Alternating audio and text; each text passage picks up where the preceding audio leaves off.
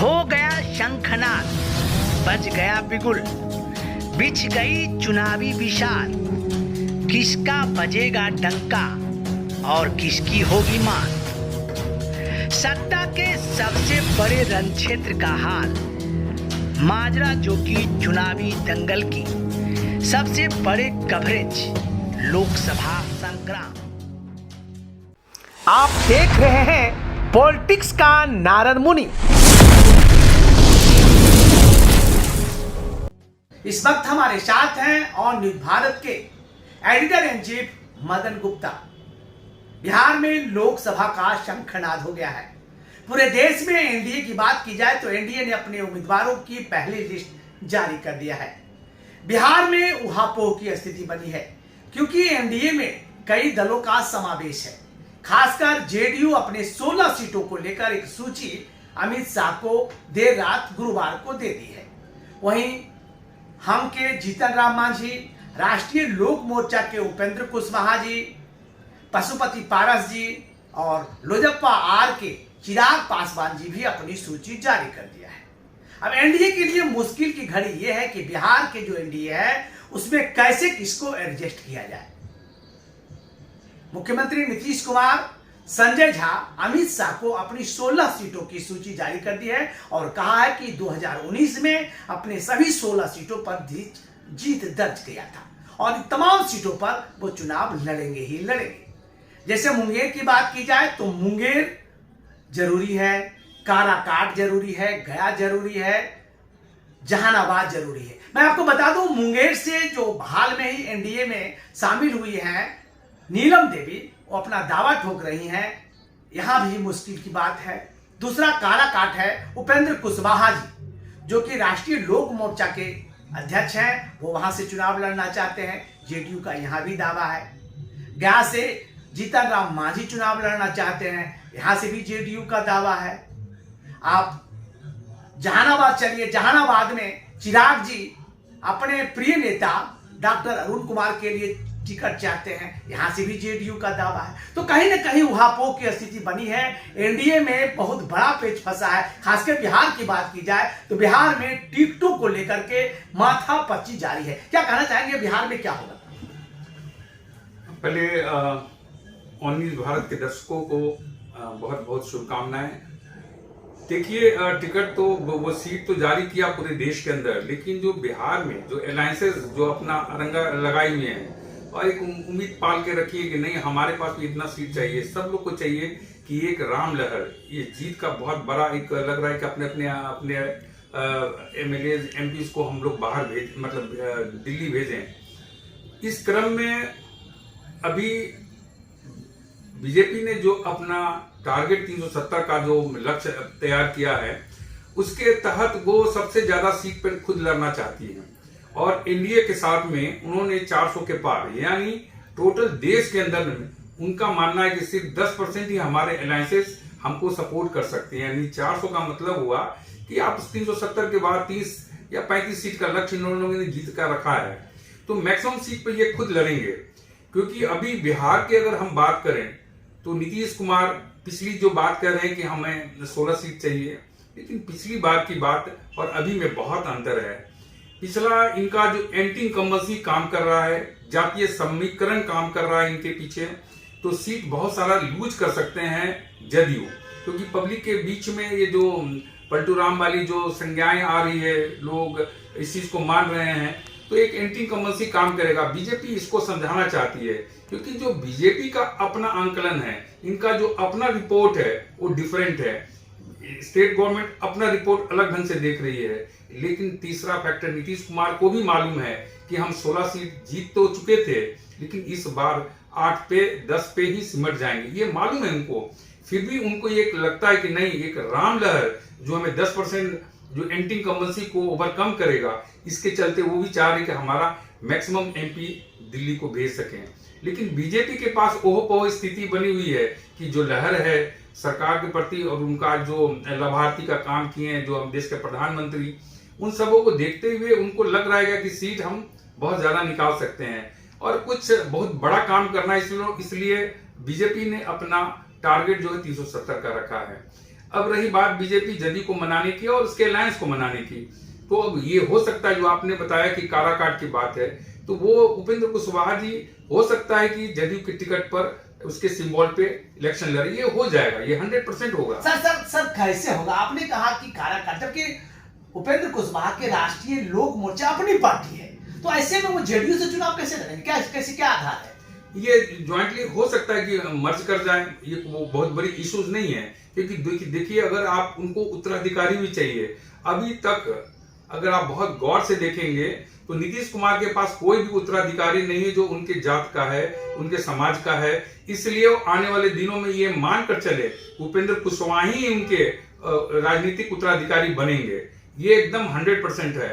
इसलिए उनको मर्ज करने की बात हो जाएगी। सर मैं रोकना चाहूंगा, पहले भी खास करके ये राष्ट्रीय लोक समता पार्टी जेडीयू में मर्ज कर गया था, लेकिन उनको मान सम्मान नहीं मिला और फिर उन्होंने राष्ट्रीय लोक समता पार्टी बनाया, लेकिन चुनाव आयोग के टेक्निकल कारण के कारण उनका नाम बदल करके राष्ट्रीय लोक मोर्चा बनाया गया। तो बार बार पार्टी बदलना, पार्टी का नाम चेंज करना, इधर से उधर जाना, कहीं ना कहीं जनता के बीच उनका साथ गिरेगा। क्या फिर लोकसभा चुनाव में फिर वो पार्टी बदल लेंगे, फिर अपने दूसरे चुनाव से सिंपल से चुनाव लड़ेंगे? कहीं जनता के बीच फिर धोखा तो नहीं होगा? नहीं, इस बार की जो परिस्थितियां बदली हुई है, नीतीश कुमार का उन्होंने कह दिया है कि हम संन्यास लेने की बात भी कह चुके हैं, तो उनको उत्तराधिकारी के रूप में ये मर्ज करेंगे। हम सब अपनी अपनी दावेदारी के लिए, अपने वर्चस्व के लिए दिखाने के लिए अपने पार्टियां बनती है, मर्जिंग होती है, और पार्टियां बदलने का कार्यक्रम सत्ता के पक्ष में हमेशा चलते रहता है। ये बहुत बड़ी इश्यूज नहीं होगी, ये तो व्यक्तिगत रूप से है, क्योंकि जब वो बोल देंगे कि नहीं तो हमारा उत्तराधिकारी है, ये होगा। क्योंकि अभी आप देखिएगा इनके जो लाइनर हैं, जो इनके सेकंड लाइनर हैं नीतीश कुमार के, इसके पास कोई नहीं है कि जो उनका सत्ता संभाल सके, क्योंकि आने वाले दिनों में 2-4 साल के अंदर ही ये सत्ता से संन्यास लेंगे। तो ये 100% है कि ये लोग आएंगे। सर आप काराकाट के बारे में बता दिया, आप जहानाबाद के बारे में क्या कहना है? वहाँ जो है चिराग जी अपने प्रिय नेता अरुण कुमार के लिए सीट मांग रहे हैं। हाँ, तो ये सीटों की अदला बदली होगी। बहुत जगह एंटी इनकम्बेंसी काम कर रहा है, बहुत जगह जातीय समीकरण काम कर रहा है। तो इस बार सीट जो बीजेपी ने अपना सर्वे, उनका बहुत बड़ा नेटवर्क है बीजेपी का, 5 चरणों में लोग सीट निर्धारित करते हैं, उसमें स्ट्रेटजी के तहत कर रहे हैं। तो वही जो भी बातें हो रही है या जो होगी रिजल्ट, जिस पार्टी को टिकट मिले, जिस अलायंस को टिकट मिले, वो बीजेपी का ही वो कैंडिडेट होगा और बीजेपी उसकी लड़ाने जीतने उसकी जिम्मेवारी लेगी। रही बात नीलम देवी की, तो नीलम देवी के बारे में पहले ही से ये स्क्रिप्टेड था, ये सिस्टम था, ताकि उसको हैवी वेट बनाया गया और उसको मुकामा से उनको जिताया गया, ताकि लोगों के बीच में। और ये कांग्रेस है, बीजेपी चाहती है कि हमारा जो एक कांग्रेस कैंडिडेट अगर आता है हमारे पास, तो 2 बातें होती हैं। वहां की परिस्थितियां देखिए तो नीलम देवी 2.25 लाख वोट से हारी। अभी नीलम देवी विधायक है आरजेडी से विधायक हैं, लेकिन वो रिजाइन करके, वो देखिए अभी अगर आप देखिएगा तो वो जदयू के कहने पे वो वोटिंग में नहीं शामिल हुई थी, ये बीजेपी के कहने से वोटिंग में शामिल हुई थी। ये अंदर की मामला है, क्योंकि याद कीजिए कि जब वो मोकामा से इलेक्शन लड़ रही थी तो उस वक्त चिराग पासवान लड़ना चाहते थे उनके सामने, और बीजेपी की कभी भी वहां से सीट की दावेदारी कभी नहीं रही है, ना इलेक्शन लड़ी है। नहीं, वहां आपको मैं बता दूं, वहां से बीजेपी अपना उम्मीदवार दिया था राजीव रंजन सिंह, नलिनी सिंह की पत्नी, वहां से नीलम देवी के खिलाफ चुनाव। हाँ, तो वो एक अंदर का ये मैनेजमेंट सीट था कि हम आपको देते हैं और आपको आने वाले दिनों में मजबूत स्थिति बना दिया, लोगों के बीच में एक लोकप्रिय करा दिया गया नीलम देवी को, कि आने वाले दिनों में लोग ताकत के साथ वो बीजेपी अपने पक्ष में कर सके। बीजेपी ने दिखाया कि देखो हम हार के भी तुमको जिताना चाहते हैं, तुमको हम अपने यहाँ सीट है लेकिन हमको एमपी का सीट चाहिए, अभी तो एमएलए का सीट दे देता हूं मैं आपको, लेकिन मेरे सिंबल पे लड़ना, उससे 2 फायदा होगा।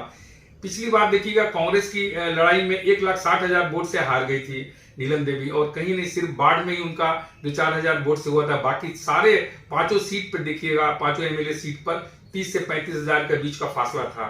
लेकिन इस बार ये 2.5 लाख वोटों से जीत दर्ज करेंगे। रही बात एक वहां से जो अपने ललन सिंह की बात, वर्तमान सांसद ललन सिंह जो भी कर रहे हैं, आप पोस्टर पे देखेंगे बहुत सारी चीजें साफ दिखती है। वो अपनी एक दबाव की राजनीति करना चाहते हैं, अपने लोगों को दिखाना चाहते हैं, अपने लोगों को गोलबंद करके रखना चाहते हैं, ताकि सरकार तो इस बार मन बना लिए दोनों सरकार, बीजेपी ने भी मन बना लिया है कि उनको टिकट नहीं देना है, ना दिलवाना है, और जदयू तो खैर वो पहले से खफा है। इस स्थिति में वो चाहते हैं क्या कि मुझे इसके बदले एक राज्यसभा का टिकट मिल जाए। इसी के लिए दावेदारी, घूमना और ये सब कुछ जितने भी चल रही है सिस्टम, वो सिर्फ राज्यसभा के लिए, टिकट के लिए चल रही है। सर मैं रोकना चाहूंगा, खास करके मुंगेर लोकसभा सीट की बात की जाए तो मुंगेर लोकसभा से राजीव रंजन सिंह उर्फ ललन सिंह पक्के दावेदार कहे जाते हैं। खास करके मुख्यमंत्री नीतीश कुमार भी अपने जो सूची जारी किया है अमित शाह से मिला है, उन्होंने कहा है कि मुंगेर सीट चाहिए, क्योंकि वहां से हमारे जो नेता हैं ललन सिंह वहां के उम्मीदवार हैं और लगातार फील्ड में लोगों के बीच जा रहे हैं, मिल रहे हैं, प्रचार प्रसार कर रहे हैं, उनकी गतिविधि लगातार जारी है। तो ऐसे में अगर उनका टिकट कट जाता है तो बहुत बड़ी प्रॉब्लम हो सकता है।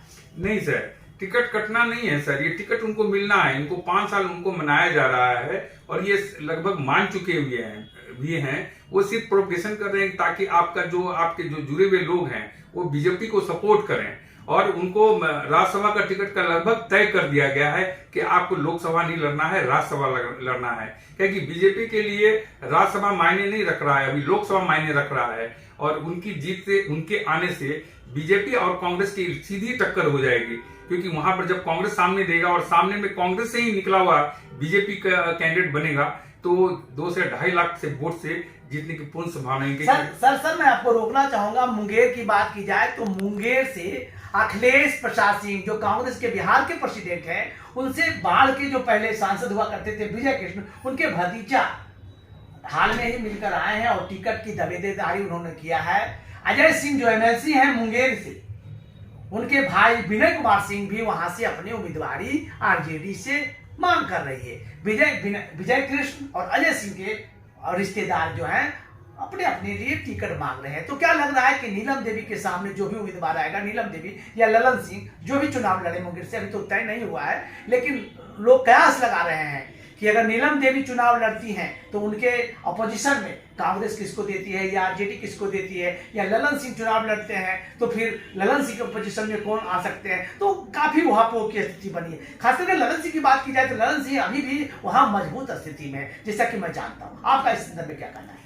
नहीं, अभी देखिए बीजेपी की पूरी स्ट्रेटजी बनी हुई है कि किसको लड़ाना है और सामने में कौन रहना चाहिए। बीजेपी वहां पर एकदम 100% की कांग्रेस अपनी सीट कैंडिडेट, क्योंकि पहले भी लड़े हैं, सीट बनी हुई है, वर्कर्स वहां पे हैं, जो उनकी कम्युनिटी है, जो लोग एमवाई समीकरण काम कर रहा था पहले भी, तो उसके हिसाब से वो छोड़ेंगे नहीं, कांग्रेस वहां से लड़ेगी।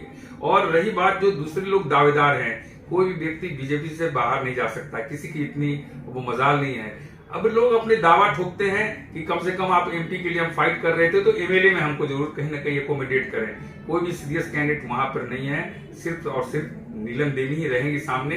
एक बार डिसाइडेड है, क्योंकि आज तैयारी नहीं चल रही है, लग रहा है हम लोगों को कि आज की तैयारी चल रही है सीट की, ऐसा नहीं है। सर मैं रोकना चाहूंगा इसलिए कि पिछले बार जब विधानसभा का चुनाव हुआ था, दल तो जरूर मिल गए थे लेकिन दिल नहीं मिला था, जिसके कारण जेडीयू के कई सीटों पर उम्मीदवारों की हार होगी। ठीक उसी तरह लोकसभा चुनाव में दल तो जरूर मिल गए हैं लेकिन अंदर खाने दिल नहीं मिला है, जिसके कारण काफी परेशानी का सामना करना पड़ सकता है। या बीजेपी का कैंडिडेट नीलम देवी हो तो जेडीयू के लोग अपना पैर खींचेंगे, अगर जेडीयू के कैंडिडेट ललन सिंह वहां होते हैं तो बीजेपी के जो वर्कर हैं वो अपना पैर खींच लेंगे। तो ऐसा कहा जा रहा है दल जरूर मिले हैं लेकिन दिल नहीं मिले हैं, इसके कारण खास करके बहुत बड़ा नुकसान भुगतना पड़ सकता है एनडीए के कैंडिडेट को। देखिए, दूसरे दल की बात जब करते हैं हमें अदर पार्टी, अदर एनडीए के अलायंस के अलावा, तो वहां पे जो वर्कर्स हैं वो दूसरे टाइप से वर्क करते हैं। वहां पर सेकंड लाइनर की बात हो सकती है कि ये भितरघाट की संभावना होती है, लेकिन बीजेपी के अंदर इतनी ठोस योजनाएं होती है कि इसके वर्कर्स सिर्फ प्रधानमंत्री को देखते हैं, क्योंकि देश के अंदर एक ही नेता है और एक ही पार्टी, एक ही नेता है। तो वहां पर कोई ओहो की स्थिति बीजेपी के अंदर नहीं है कि वहां पर कोई तलगत में कोई और दूसरा कोई खड़ा होकर कोई विरोध पक्ष के बात कर दे या हराने की बात सोचे, ये ऐसा कभी नहीं, ये ऐसी स्ट्रेटजी में नहीं है। दूसरे दलों में है, छोटे छोटे दलों में हो सकती है, कांग्रेस में हो सकती है, राजद में हो सकती है, लेकिन बीजेपी में नहीं है। बीजेपी की समीकरण एक सीट की है, आखिर 40 सीट की बात कर रहे हैं तो कहीं ना कहीं 40 का मतलब 40। और ये बता देता हूँ ये 40, इसको आप दूसरे रूप में कह सकते हैं कि मोदी का चालीसा है। मोदी का 40 का चालीसा है, इसी मान को चलेंगे। आपको हम एक एक सीट की कहानी बताएंगे कि कैसे मोदी का चालीसा और कैसे कैसे एंटी इनकम्बेंसी को ओवरकम किया गया है, कैंडिडेट कैसे बदला गया है, इसी रूप से हम लोग चर्चा करते हैं। देखते रहिए on news Bharat. On news को करें लाइक